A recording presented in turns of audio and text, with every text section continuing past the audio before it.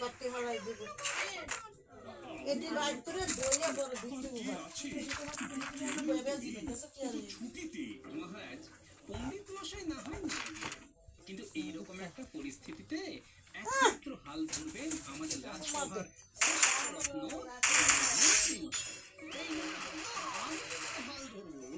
আপনাকে আপনি হলেন এই রাজসভার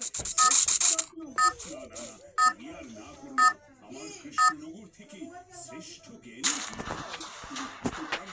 ফিরে আসবে। জয় মন্ত্রী মশাইয়ের জয়। ওই আহার দে কাপড় দিলাম আছে একটু নামাম এই দিতে বাইরে দিতে দিতে দেয়া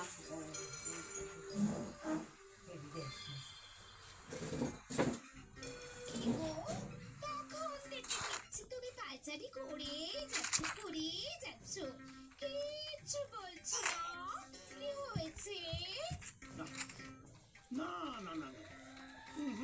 না এর জবাব দিতেই হবে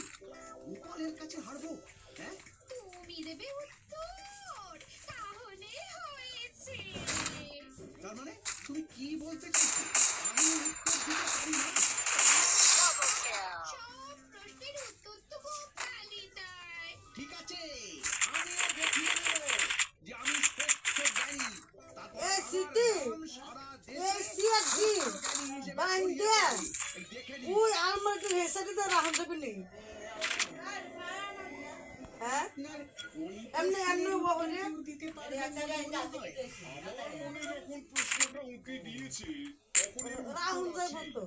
এমনি একটা যেমনি আছে এমনি ওয়ালটার লোকে ডেলান দিয়ে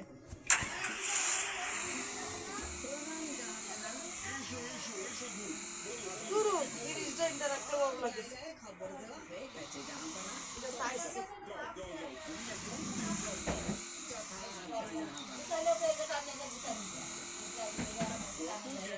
মানুষ আসবে মুর্শিদাবাদের মাটি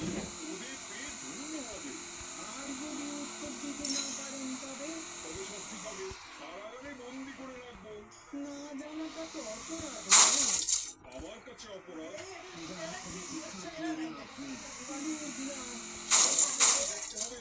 আমার এখতিয়ার গুপ্ত রাজ্যে কে কত জ্ঞানী আছে কি তাই না ঠিকই তো আন্য যাইতে তো গাঁলে অনেক এত বড় কাটানতাম না দুজন একটা আনলাম আমরা তো জোর করে মন্ত্রীকে পাঠিয়ে দিলাম কিন্তু মন্ত্রী কোনো বিপদ আপদ হবে না তো ঠিক সময়ে পণ্ডিত মশাই পুরো গুলিয়ে দিলেন নবাব বাহাদুর ভীষণ উল্টোপাল্টা প্রশ্ন করে ওই নিয়ে তো যা চিন্তা গোপাল বলুন মহারাজ মন্ত্রীর কোনো ক্ষতি করতে চাই না সে তো আমরা কেউই চাই না আমি একটা কথা ভাবছি মহারাজ তো কাপড় দিয়ে মারটা দিয়ে এই দাঁড়াও কাপড় বাইরে দিয়ে তো পুরোটা দিয়ে করতে পারবো না আমাদের মন্ত্রীর বিপদে তো পাশে দাঁড়াতে পারি হেডি না হেডা লাগতো না হেডা লাগতো মহারাজ মন্ত্রী পছন্দ করেন না তাই আমিও ওনাকে পছন্দ করি না